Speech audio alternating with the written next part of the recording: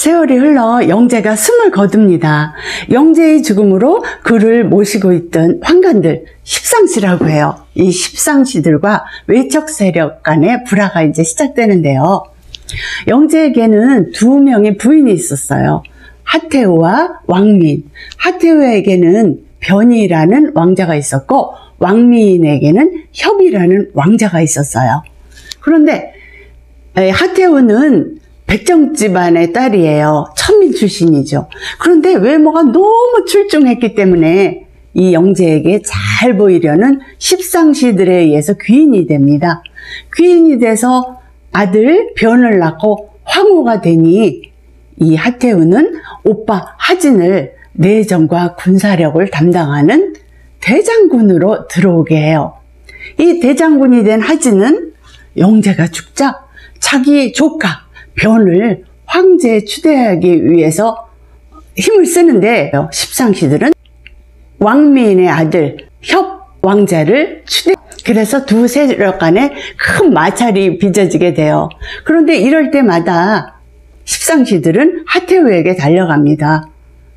하진 장군이 자기를 죽이려고 한다고 가서 일러요. 그럼 하태우는 십상시 덕분으로 자기가 황후가 됐다고 생각하여 십상시들을 옹호합니다. 오히려 오빠한테 그러면 안 된다고 오빠를 나무라고 꾸짖어요. 그러니 하진 장군은 십상시들을 쉽게 죽일 수가 없는 거예요. 그래서 지방의 호족 세력 중에 힘 있는 그 세력을 불러들여서 십상시를 죽이려고 차도살인을 계획을 해요. 그런데 참 운없게도 이 밀서가 발각돼서 하진 장군은 십상시의 우두머리인 장양에게 어이없게도 죽임을 당하고 맙니다. 하진이 죽자 군의 치안을 담당했던 원서가 궁의 사대문을 걸어잡고 십상시들은 모조리 죽여요. 십상시들뿐 아니라 십상시들 가족, 기르던 그 짐승들까지 모두 죽입니다. 이때 궁에 있었던 미소년이나 수염 안 난 관리들은 환관이 아님을 증명하기 위해서 아랫도리 바지를 벗고 목숨을 구했다고 해요. 이렇게 궁이 피바다로 이르니 장양이 두 왕자, 변과 협 두 왕자를 데리고 뒷문으로 도망을 쳐요. 그런데 바로 따라가는 원서군에 놀라 장양은 물에 스스로 빠져 죽고 두 왕자는 세상 일이 어떻게 돌아가는 건지 아무것도 모르잖아요. 그러니 말발굽 소리에 놀라서 근처 숲속에 숨어듭니다. 이렇게 숨어들었다가 인가를 찾아들었 원소와 왕윤에게 구출이 돼서 입고를 하게 됩니다. 한편 하진의 밀서를 받고 동탁이 제일 먼저 낙양에 도착하게 되는데 보니까 하진과 십상시들이 벌써 다 죽었어요. 아무도 없어. 그러니 동탁은 이 무정부 상태에 자기가 흑심을 품기 시작합니다. 그래서 두 왕자를 모시고 입궁을 하면 입궁에 명분을 쌓을 것 같으니까 바로 군사를 일으켜서 두 왕자를 찾아 나섭니다.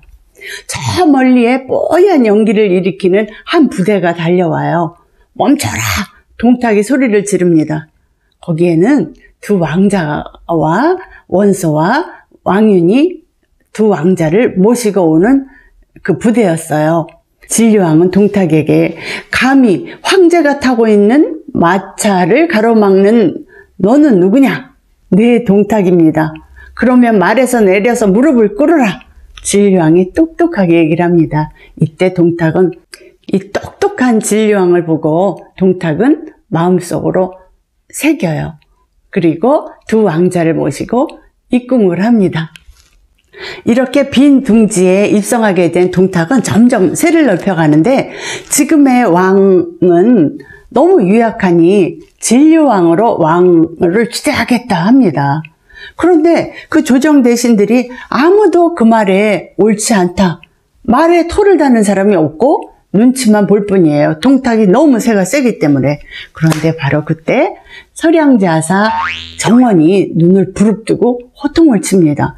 네가 뭔데 한 일 없이 궁에 입궁해서 감히 황제의 폐해를 논하느냐 하고 야단을 쳐요. 그러니 동탁은 앞으로 나의 말에 거역하는 자는 죽음이 있을 뿐이다 하고 또 칼을 뽑습니다. 그러다가 깜짝 놀래요. 정원 뒤에 위풍당당한 젊은이가, 한 사람이 백을 당할 수 있는 그런 위험 있는 젊은이가 방천하곡을 마주 빼들려고 하고 있으니 동탁이 움찔을 해요. 바로 그 젊은이는 여포죠. 이런 험악한 분위기가 되니까 동탁의 사이이며 모살려 있던 이유가 깨빠르게 다음에 이 일은 의논합시다 하고 의논합니다. 이 일을 있은 후로 동탁은 여포를 자기 사람으로 삼고 싶어 해요. 이유가, 여포는 싸움에는 맹장이나 머리가 없다. 그러니 금은보화를 주면은 분명히 우리한테 넘어올 거다. 이렇게 제의를 해요. 그래서 동탁은 금은보화 1000냥과 덕토말을 이숙을 시켜서 여포에게 주게 합니다. 이숙이, 여포, 자네는 정말 이렇게 훌륭한 장군인데 어찌하여 그렇게 정원지같이 작은 사람 밑에서 일을 하고 있는가. 우리 동탁 승상이, 대세인이 동탁 승상을 따르게, 이렇게 얘기를 해요. 그러니 여포가 내가 그렇게 하고 싶어도 양부이기 때문에 그렇게 할 수 없다 얘기합니다. 그럴 때 바로 이숙이 금은보화를 내놓아요. 그리고 족토말을 안깁니다. 이 우매한 여포는 금은보화에 눈이 어두워서 그날 밤 양부가 글을 읽는 방에 스며들어요. 그리고 매정하게도 양부의 목을 칼로 칩니다. 천륜이 땅에 떨어지는 순간이었습니다. 이렇게 양부를 죽이고 여포는 바로 동탁에게 달려가요. 그리고 아버님으로 모시겠습니다 하니까 동탁은 여포를 호위무사로 삼아요. 그리고 무소불위의 권력을 휘둘기 시작합니다. 바로 지금의 황제인 소재를 피하고 그 하태우와 멀리 영왕궁으로 쫓아내기는 하는데 결국은 죽여요. 그리고 진류왕을 황제로 추대합니다. 진류왕의 나이 겨우 9살, 어린아이죠. 그러니 동탁은 스스로 승상이 되어서 황제이냐 거들먹거립니다. 그리고 이 황제한테 자기를 아버지라고 부르라고 해요. 그러니 이 어린 황제가 너무 무서워서 이 동탁을 보면 용상에서도 오줌을 질질 쌌다고 해요. 이렇게 폭정이 이어지는 가운데 어느 날 이제 동탁이 봄나들이를 가게 됐는데 백성들이 삼삼오오 모여서 봄나들이를 즐기고 있었나 봐요.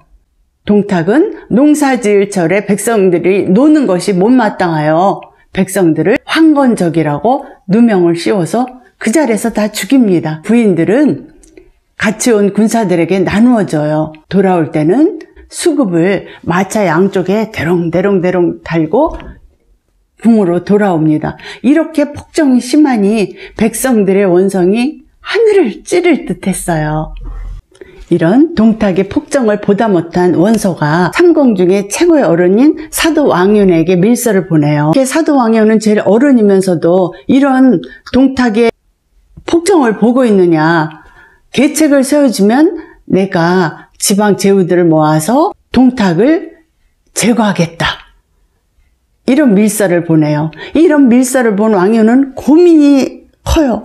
자기도 알지만 동탁세가 너무 크기 때문에 자기도 어찌할 바를 모릅니다. 그래서 왕윤은 자기 생일이라고 거짓말하고 몇몇 마음에 맞는 충신들을 집으로 초대를 해요.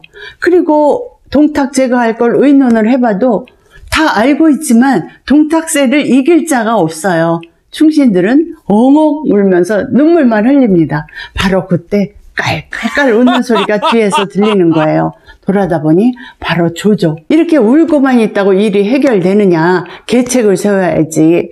실은 내가 몸을 굽혀서 동탁을 섬기고 있었는데 이것은 동탁을 제거하기 위한 기회를 엿보기 위한 거다. 이제 동탁이 나를 믿어서 내가 동탁에게 가까이 갈 수 있으니 이번이 기회니 내가 동탁을 처치하겠다 하면서 왕윤에게 칠성보검을 빌려달라고 해요.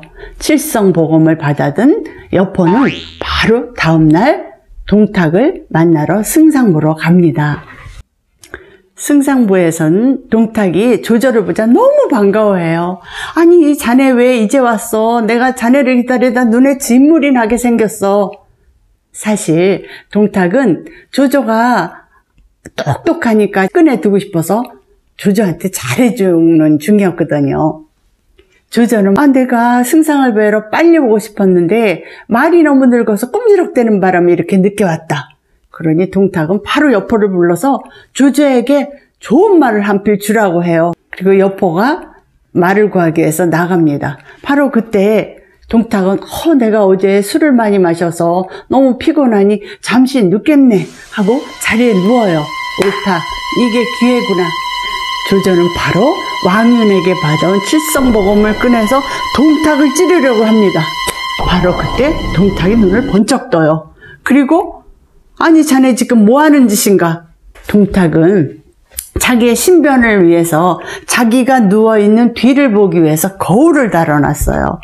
참 우연찮게도 이 거울에 조조가 칼든 모습이 보였던 거예요. 이때 조조는 바로 순발력을 발휘해서 팍 엎드립니다. 그리고 칼을 바치는 신용을 하면서 제가 이렇게 멋진 칼이 있어서 승상에게 바치러 가져왔습니다 하니까 이 동탁은 의심하지 않고 그 칼을 받아들면서 멋진 칼이라고 좋아하며 받아 넣습니다. 근데 바로 그때 밖에서 여포 소리가 들려요. 말을 가져왔으니 나와서 말 구경을 하라고.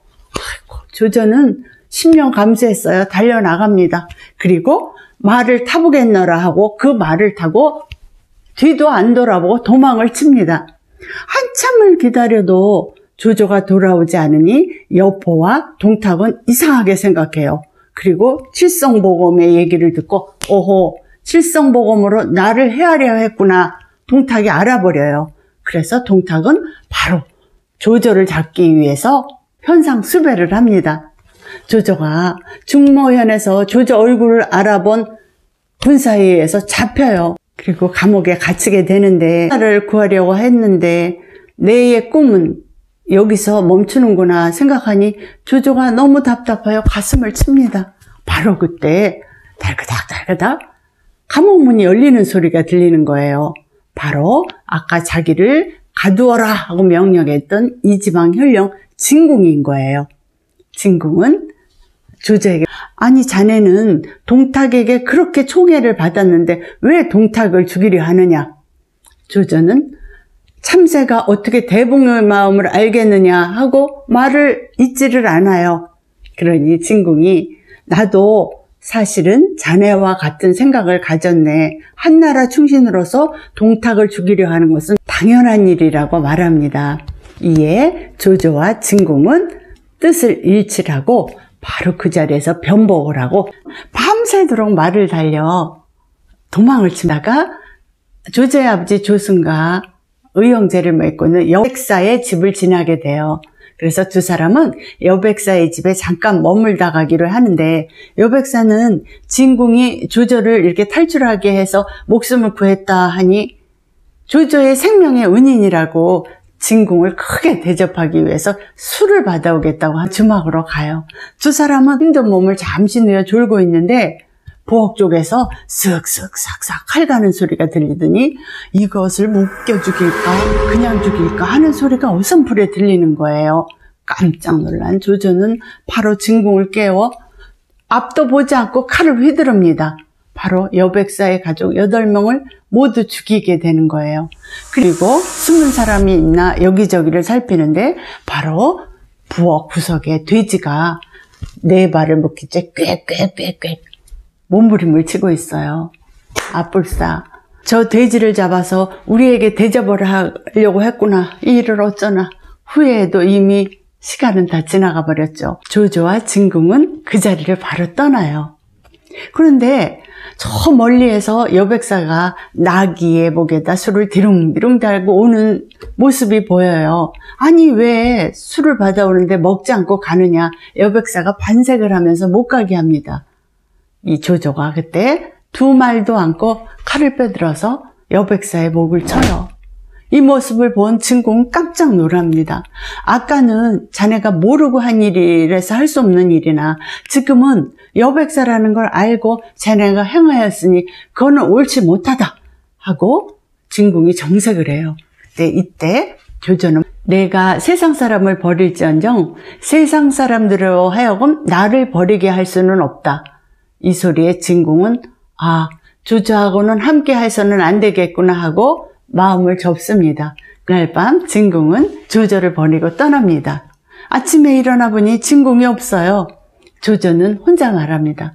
여보게 진공, 세상에 인이가 나를 망칠 수도 있다네.